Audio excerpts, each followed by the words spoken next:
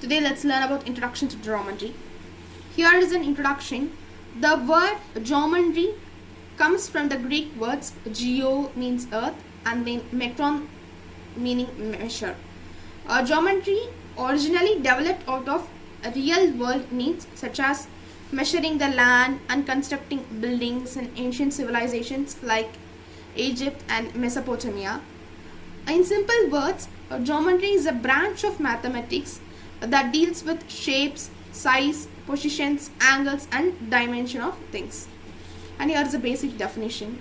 So here a point is a location with no size. A line is a straight one-dimensional figure that extends infinitely in both directions. A line segment has two endpoints. So this is a line segment which will have two endpoints.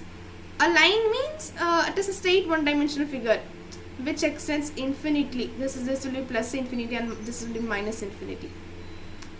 But a line segment which will end at 2 points.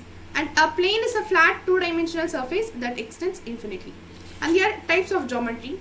So there are three types: Euclidean, non-Euclidean and analytical. What is space type is flat 2D or 3D, and non-Euclidean will be curved, and then analytic will be which uses algebra.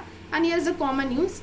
Euclidean used in school level math and architecture, non-Euclidean used in astronomy and GPS, analytic used in engineering and physics. And here is an example for these all three types. A triangle drawn on paper is Euclidean, which is 2D or 3D.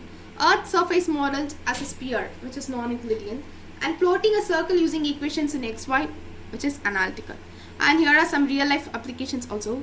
Architecture, building structures rely on the geometric principles.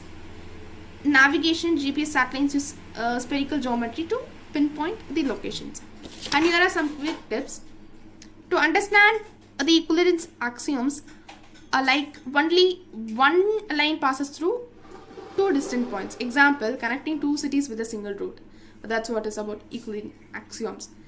And then we have to memorize the properties, like circle radius being equivalent circles means, for example, two coins of the same size will have the same radius, right? So like that, you have to memorize the properties correctly.